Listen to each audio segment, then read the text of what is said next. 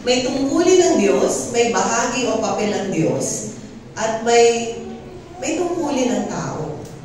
Para magkaroon ng kaligtasan, there has a two-way transaction. At maliwanag po sinasabi, hindi dahil sa gawa nyo o gawa ko, hindi dahil mabait ako, thank you, hindi dahil may ginawa akong kakaiba sa ibang mga tao, kaya ako nakatayo dito sa harapan. Ang sabi, it's not by your works. At ang dahilan, ang sabi dito sa ating binasa kanina, upang walang sino mang magmalaki. Walang sino mang magsabing, karapat dapat ako mapunta dito sa langit kasi matino ako eh. Kasi mabait ako eh. Kasi ang dami kong mga natulungan eh. Kapag po merong ganon, na nagkakaroon po ng karapatan ang taong magmalaki. Nagkakaroon siya ng, how do you call that? Justification for being there. Ganun po yung pamantayan ng tao. Pero iba po ang pamantayan ng Diyos. Kailangan sino mang makakapasok sa kalangitan, walang bahid ng kayabangan o pagmamalaki. Walang sino man sa atin dito ang magsasabi na nakaabot ako, nakarating ako sa langit kasi I deserve it. Kasi ang dami kong nagawa para sa Panginoon. Ang dami kong natulungang mga tao. The moment we will be saying those things, that disqualifies us from entering heaven. Kasi diniklara na ng Biblia, ng salita ng Diyos, all man have sinned and have come short of the glory of God. Lahat ng tao ay nagkasala at hindi nakaabot sa kaluwalhatian ng Diyos. So anumang kabutihan ang ginagawa natin bago tayo makakilala sa Panginoon, may bahid kasalanan. May bahid ng pagmamalaki. Maaaring hindi mo naman iniisip na magmalaki. Pero because we have been declared sinners, tainted tayo with sin. So, paano lang nabubura ang kasalanan? Paano tayo napapawalang sala? Kapag diniklara tayo ng Diyos na napawalang sala. At kaakibat, kaalinsabay ng sinasabi ng Panginoon, basahin nga natin muli yun. We were saved, Efeso 2:8-9. Naligtas ka tayo sa pamamagitan ng pananampalataya. Ito'y kaloob ng Diyos, hindi mula sa inyong sarili. Hindi ito bunga ng inyong mga gawa, kaya't walang maipagmamalaki ang sinuman. So pagdating sa usapang kaligtasan, mga kapatid, walang lugar ang works o good works. Hindi mo nakuha yan, hindi mo tinanggap yan dahil sa pagpupunyagi mo. It was all because of what Jesus did on the cross. Wala kang tulong doon. Ang tanging nagiging dahilan lang para makatanggap ka ng kaligtasan, in-acknowledge mo, tinanggap mo sa iyong puso na sapat yun para ako maligtas. At wala akong pwedeng idagdag doon para ako maligtas. At gusto ko pong masettle ito, mga kapatid. Hindi natin kayang iligtas ang ating mga sarili. Bakit? Bakit po natin sinasabi yan? Kasi kung kaya natin iligtas ang mga sarili natin, kaya nating makarating sa langit dahil sa ating mabubuting gawa, bakit pa bumaba si Kristo mula sa langit? Why does He have to go down? Kaya naman natin. Magpakabait lang tayo outwardly. Kaya naman eh. Pero hindi. Bakit? Sapagkat batid ng Diyos yung nangyayari o nagaganap sa loob ng ating pagkatao. Ang sabi nga niya, you were all declared sinners. Sasabihin ng iba, bakit naman ako naging makasalanan? Maayos at matino naman ako. Meron tayong tinatawag na inherited sin. Minanang makasalanang kalikasan mula sa ating mga ninuno.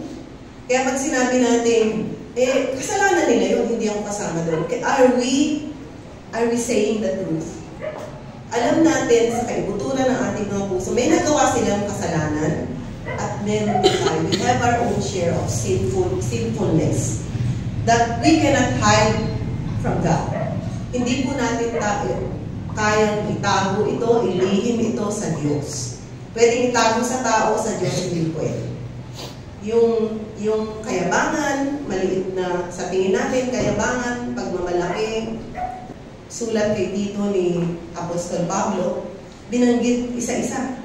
Yung mga kasalanang pangloob. Mga kasalanang hindi hayag. Pero, batid ng Diyos. Kaya, let that be settled this morning. Wala pong makakarating sa langit dahil sa kanyang ginawa. Because of good works. It's not by works, lest any man should boast. Dahil baka magmalaki tayo. Subalit, pag naligtas ka na, ano naman ang papel ng mabubuting gawa? Let's read on sa Tito 3:8. Idadagdag natin yung verse 8. Diyan papasok yung papel ng mabuting gawa. Babasahin po natin ng sabay-sabay. Mapagkakatiwalaan ang aral na ito, kaya ang nais ko yung buong tiyagang ituro ito sa mga nananalig sa Diyos upang ilaan nila ang kanilang sarili sa paggawa ng mabuti na siyang karapat-dapat at kapaki-pakinabang sa mga tao. So ano sabi? Para sa lahat ng mga nananalig sa Diyos, marapat na ilaan nila ang kanilang mga sarili sa paggawa ng mabuti. So, ang after effect or natural consequence of being saved is good works. So, let that be made clear. We are not saved by good works, but good works show that you are saved. Hindi ka naligtas sa mabuting gawa, subalit ang mga mabubuting gawa mo ang nagpapatunay na ligtas ka na. Nakakita niyo po ba yung kaibahan? You're not saved by good works, but you prove that you are saved by your good works. Dahil kung sinasabi mong ligtas ka na, nakakilala ka na sa Panginoon at kilala ka ng Diyos, subalit ang pamumuhay mo ay dati pa rin, ang pagsasalita mo, ang pananalita mo, ang pag-iisip mo ay luma pa rin. That nullifies or disproves your confession. Kailangan unti-unting binabago tayo ng Panginoon at natututo tayong ilaan ang ating mga buhay sa paggawa ng mabuti. Yung mabuting kinakasyahan ng Diyos. Yung kabutihan na ine-empower niya, ine-energize niya, ini-inspire niya. Hindi dahil ikaw ay mabait o mabuti, kundi sapagkat pinananahanan ka ng Espiritu ni Kristo. Napakalaki po ng diferensya, ng kaibahan mo. Yung kabutihang nagmumula sa iyo lamang na may bahid kasalanan at kabutihang iniuudyo ng banal na Espiritu sa iyo at sa akin. Is that clear, mga kapatid? Na anumang kabutihan na we are able to do at this time is not because of us. Hindi dahil sa atin, kundi dahil sa kay Kristong nananahan sa atin. Gusto ko po yung salitang ginamit ni Apostol Pablo dyan. Ilaan ang sarili sa paggawa ng mabuti. Alam niyo, napakahalaga nito eh. Kasi may sinabi po sa unang Juan 5:19. Can we show that verse? Unang Juan 5:19. Alam natin tayo sa Diyos, kahit na ang buong sanlibutan ay nasa kapangyarihan ng diablo. Sa English ang sabi, the whole world lies in wickedness. Ang sanlibutan na ginagalawan po natin, na kung saan tayo ay nakatira at namumuhay, ang sabi, pinaghaharian, nasa kapangyarihan ni Satanas, ng diablo. The whole world lies in wickedness. At hindi natin i-contest ito. Alam natin yan. Lumabas ka dyan sa labas. Maririnig mo ang usapan. Usapang kalye, usapang makatao, na-expose ako, syempre, matagal akong nasa sheltered sa church. Tapos umupa kami ng isang opisina diyan sa may yung dating church natin malapit doon, yung Co-Creators Building. Katapat nun yung AMA Computer College that time. So pagbaba namin, nasa 3rd floor kami, nagugulat ako. Nakaupo sa mga hagdan, sa mga steps ng hagdanan, nakatambay yung ibang mga kabataan sa mga gilid ng 1st floor, 2nd floor. At kapag pinakinggan mo yung usapan nila, peppered with foul words. Talagang wala yatang sentence na walang mura. Sabi ko, at babae lalaki, naniligarilyo, alam mo yun. Hindi ako exposed sa ganon kasi hindi kami, during our time, ang tanggap ng lipunan na naniligarilyo, lalaki. Pag babae, parang hindi ka sanay. So, yung murahan, yung rowdiness, and what am I saying? It's life. It's life in the world. And I'm not looking down on them. Yun ang way of life na alam nila at kilala nila.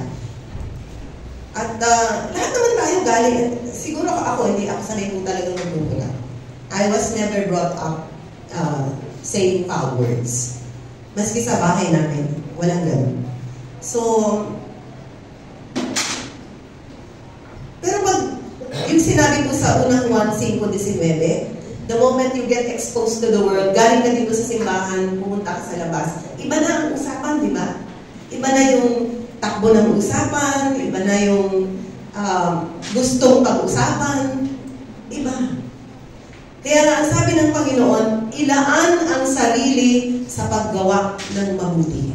Bakit? Kasi ang pagtawag ng Diyos sa ating mga kapatid, sa oras na tayo ay maligtas na, ay maging asin ang ilaw ng sanglibutan. Dapat may kakaiba na sa'yo, may kakaibang lasa. Pansin nyo kapag ang ulam na niluluto, nilagyan ng asin, ano nangyayari? Nagkakalasa, di ba? Pag walang asin, mataba. Mga kapatid, ang mga Kristiyano ang nagbibigay lasa sa buhay dito sa sanlibutan. Maaaring ikaw ay iniismiran. Maaaring nilalayuan dahil hindi ka na kagaya ng dati. Subalit hindi nila maikakaila. Harinawa na may pagbabagong nagaganap sa iyong buhay. And that change is for the better. Is it for the better? Para ba sa kabutihan yung pagbabagong nakikita sa atin simula nang makakilala tayo sa Panginoon? Kasi kung hindi, nakakalungkot. Sabi ko nga sa inyo mga kapatid, kung umiiba yung trato sa atin, magmula nang makakilala tayo sa Panginoon, maaaring nakikita na may bitbit na tayong Biblia, o iba na yung pananalita natin.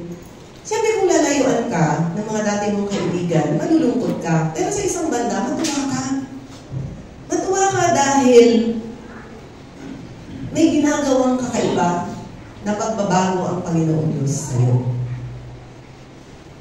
Natutuwa ka ba? Natutuwa ba tayo na may ginagawa ang Diyos sa ating mga buhay? Kung paano tayo mag-isip ngayon? Paano tayo magsasalita ngayon? Nakikita ko po, kasi I'm ministering to an unbeliever at this time. Iba po silang magsalita. Paano magsalita ang mga nasa sanglibutan? Sinasabi ang gustong sabihin. Ginagawa ang gustong gawin. Minsan, speaking from the mind, na hindi na iniisip kung ano ang magiging epekto nito sa kausap, ano yung magiging bunga ng gagawin. Ang isang mananampalataya ay hindi ganyan. May kumokontrol sa kanya. Merong banal na spirito na pumipigil. Meron ba? Nararamdaman ba natin yun? Amen. Kasi pag walang pumipigil, kabahan ka. Kapag walang umaawat sa'yo, meron kang gustong gawin na alam mong hindi maghahatid ng magandang bunga, pero there is a voice, a still small voice telling you not to say what you want to say. Not to do what you wanted to do. Not to think continuously along the path, no, na hindi dapat. Alam niyo, pagka mayroon mo ganung karanasan, kapatid, magalang ka. Sapagkat pinaghaharian ka at pinapatunayan sa iyo ng banal na Espiritu that there is someone within who is inspiring you, empowering you to do good. Alam niyo, nakakatuwa itong aklat ni Tito kasi balikan nga po natin yun. Sa 3 beses binanggit yung doing good. Habang ginabasa ko, napansin ko siya. Sa verse 6 ng Kabanata 2. Tito 2:6, Titus 2:6. Turuan mo rin ang mga kabataang lalaki na maging mapagpigil sa sarili.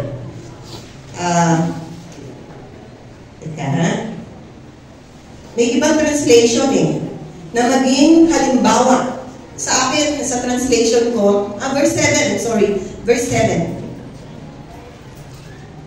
Pakidagdag yung verse 7.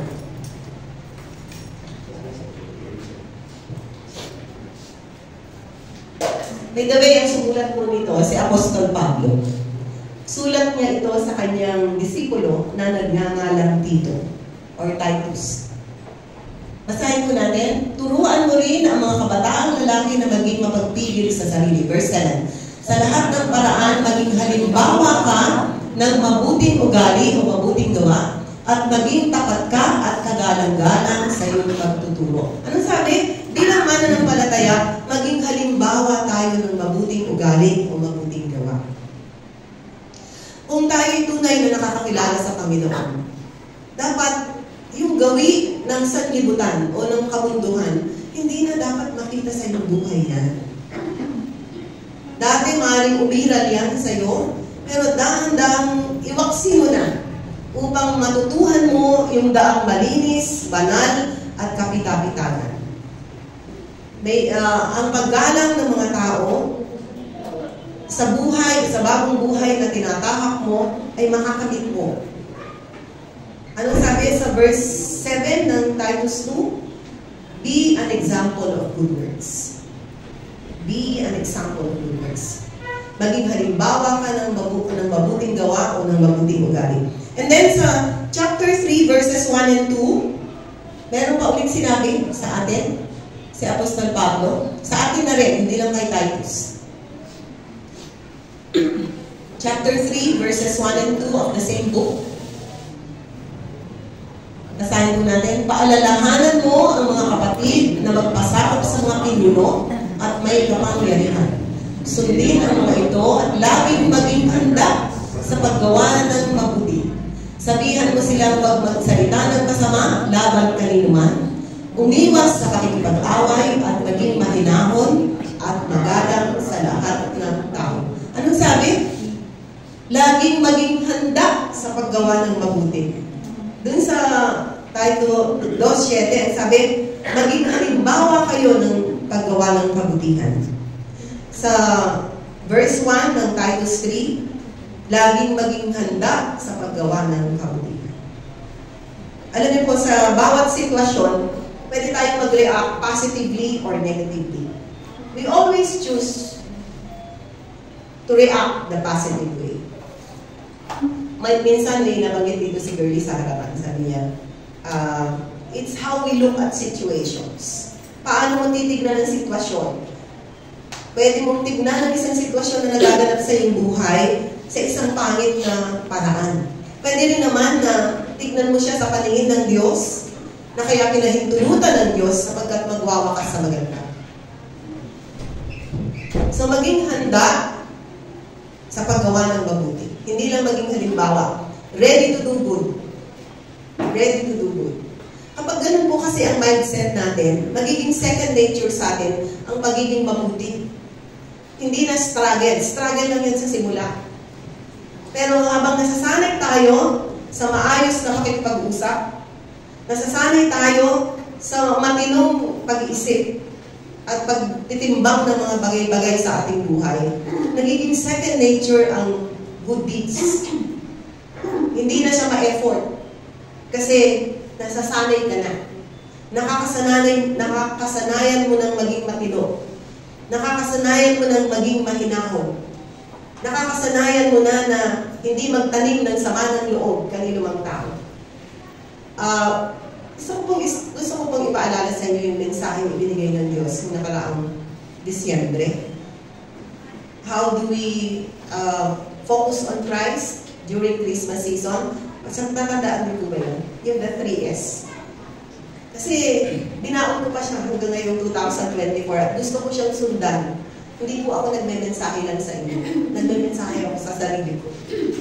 Yung 3S, still remember? No. See Christ, share Christ, serve Christ.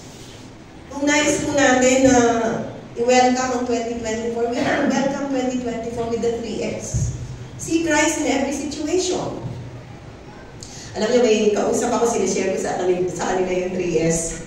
Kasi napag-usapan namin yung medyo sumama ang loob ng kausap ko. We are in a group actually. Sabi niya, inaasahan ko na tutulong siya sa amin pero hindi kami tinulungan. Sabi niya, kasi natulungan namin siya before. Gagawin ko na specific na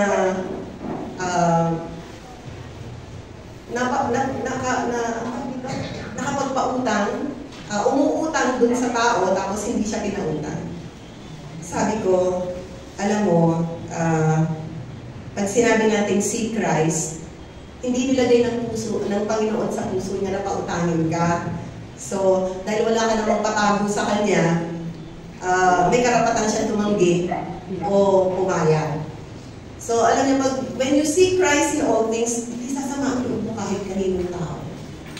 See Christ in everything. Yun po yung nakikita kong remedyo o solusyon para mabuhay tayo ng walang bit-bit o karga na sama ng loob kanino man. Pag nakita natin, kaya tayo nadidisappoint dahil may expectation tayo eh. Mag-expect tayo sa Diyos lang, wag sa tao. Kasi mabibigo at mabibigo tayo sa tao. At maaaring inalam ng Lord John to break you, to shape you. How would you handle disappointment? How would you handle frustration? So in a way, ginagamit siya ng Panginoon sa'yo. So wala tayong ikasasama ng loob kanino man if we see Christ in every situation. Amen ba yun, mga kapatid? So, knowing that the whole world lies in wickedness, kailangan ng mundo ang mga Kristiyano na gumagawa ng kabutihan nang mula sa kanilang mga puso. Yung serve Christ naman, gusto kong i-focus din yung serve Christ kasi ang sabi ng Panginoon sa Mateo 25, di ba? Just a refresher. Nung ako ay nakakulong, may sakit, dinalaw ko ako. Nung hubad ako, dinamitan mo ako. Nung nagugutom ako, pinakain mo ako. So, ibig sabihin, ang sabi ng Panginoon, kailan ka namin dinalaw, kailan ka namin, ang sabi ng mga tao pala, kailan ka namin dinalaw, pinakain, at dinamitan. Kung sino man ang inyong tinulungan sa ganyang paraan, parang ako ang dinamitan nyo, pinakain nyo, at dinalaw. Ang ibig sabihin mga kapatid, pag gumagawa tayo ng mabuti, hindi tayo nag-expect ng kapalit. Hindi tayo gumagawa ng mabuti dahil susuklian ito. Dahil nangangailangan siya, ibig sabihin wala siyang kaya ng magbalik. Diba? Nakakulong siya eh. Dinalaw mo, hindi niya madadalaw kasi nakakulong siya. Diba? Gutom siya, kaya pinakain mo siya. Wala siyang resources na ibalik yung favor sa'yo. So what are we saying? The moment you do those things, you serve people, who, especially those who cannot return the favor, you are doing it to Christ. Ginagawa mo yun, hindi para lamang sa tao yun, hindi para sa Panginoong Jesus. Especially kung yung tao ay walang kakayanang magbalik. Naliwanag ko ba yan? Hindi sapat na dahilan ng kahirapan upang maging tiwali. Upang angkinin ang hindi sa'yo. Upang ang paggawa ng kabutihan, all the more we have reason to do that because we are Christians. Nasa puso natin ang Panginoon. At itong sasabihin ko sa inyo, mga kapatid, nandun na rin lang tayo sa usapan ng pagsasauli ng hindi atin.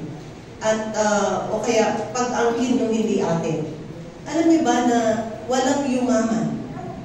Walang yumayaman sa pag-angkin ng hindi kanila. Eventually, kung ano man yung kinuha nila na hindi kanila, mauwi sa wala. At may kaakibat na takot, may kaakibat na pangamba, at mawawalan ka ng kapayapaan at katiwasayan ng puso. Samantalang yung katapatan, maaaring hindi mo kinuha yung hindi sa'yo, subalit nakikita ng Panginoon yun, at siya ang nagpapala sa atin. Sabi ganun sa Proverbs, the riches that comes from God it adds no sorrow to it. Walang kaakibat na kalungkutan ang pagpapala at kayamanan ibinibigay ng Diyos. Kaya ulitin ko po sa umagang ito, nais ko pong bigyan ng diin. Hindi tayo naligtas dahil sa ating mabubuting mga gawa. Sa verse 10 ng Efeso 2, dito po tayo magwakas. Kung ano tayo ngayon ay gawa ng Diyos. At sa pakikipag-isa natin kay Kristo Jesus, inilikha niya tayo para sa mabubuting gawa na inihanda niya noong una pa man upang gawin natin. Actually, sa isang translation, iukol niyo na ang inyong mga sarili sa mabubuting gawa. Ang sabi ni Apostol Pablo. So, kay Tito, ang salitang ginamit, ilaan ninyo ang inyong sarili sa mabubuting gawa. So, halinawa dito sa DOC Rizal, makilala tayo sa community nito dahil, yung mga members ng DOC, mabubuting tao yan. Pwede ba? Pwede bang yun ang maging komento ng mga tao sa atin? At may sinabi pa ang Panginoon, by this shall all men know that you are my disciples if you have love one for another. Tinawag tayo ng Diyos upang magmahalan. Lalo't higit, yung pagmamahal na yan, hindi lang para sa mga kapamilya, sa mga kasama sa simbahan. Ipadama natin yan sa mga taong wala pang pagkakilala sa Panginoon. Yun ang mabisang paraan upang mahikayat at madala natin sila sa paanan